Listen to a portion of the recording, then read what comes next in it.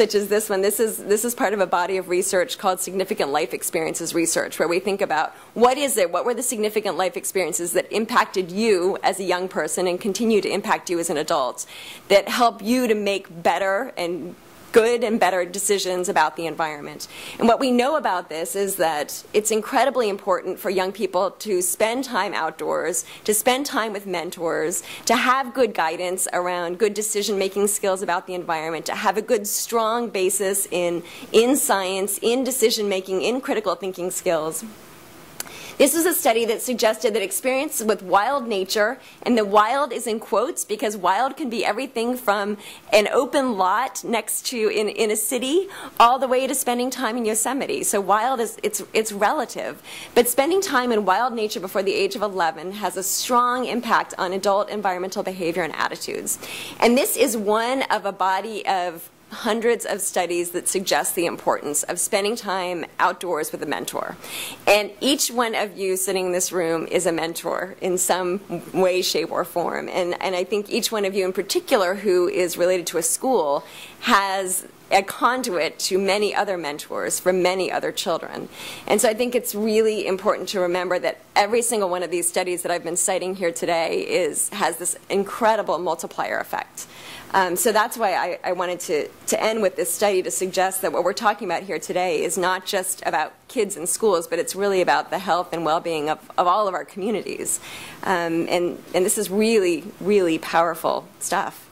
We have the power in our hands to make the world a much better place. And when I say that, I'm always cautious because I don't want to suggest that it's not already an incredible place. I just think that with the environmental issues that we're facing today, it's really the responsibility of all of us to take responsibility for what the world looks like tomorrow.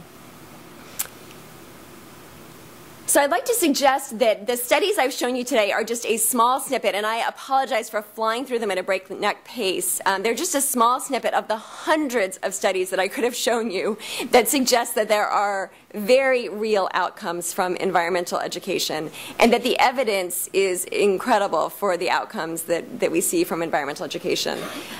There are many other outcomes I could have focused on, and in fact, many of these are of strong interest to me and to my research group and to many of my colleagues. In particular, I'm very interested in outcomes, as I've just mentioned, around civic engagement, around community leadership and the development of civic engagement skills. I'm very interested in health and well-being, and in fact, just yesterday spent the day with a researcher visiting from Germany who's specifically looking at health and well-being and how time spent in nature affects that. As I've mentioned, career choice and modeling, and we heard that earlier, the importance of thinking about career choices. Many other outcomes of interest related to environment-based education. So we could spend hours talking about this, and as mentioned, I'd be happy to share with you the bibliography of that, and Jason will talk about that in a minute, what we've started to do toward that end. I'd also like to suggest, though, that the jury is still out on many of these. While we know what the evidence base suggests, we also know that there are many other questions around what's the most effective sequence and structure for many of these programs. How do we best scaffold these experiences to bring them back to kids' everyday lives? How do we best engage families? And I think that's where many of you come in. You know your families and your schools much better than any of us researchers do. How do we best create the relevance for contemporary issues? Environmental issues are changing by the day. So how do we best ensure that our programs are fresh and new and innovative? And how do we create the research to practice link? How do we ensure that the research that we're doing that can sometimes, as you've seen, take years to produce, how do we best ensure that that helps inform the work that you're doing? So while there's a great evidence base, there's still a lot more work to be done, and the best way that we can ensure that that happens is to continue this dialogue and ensure that those of you who are doing the work on the ground are continuing to talk to those of us who are trying to help provide the really strong evidence base for this. So I'd like to end there and thank you for your time, and to turn it over to Jason, who's going to talk a little bit about some of the efforts we're doing to keep this research to practice dialogue open.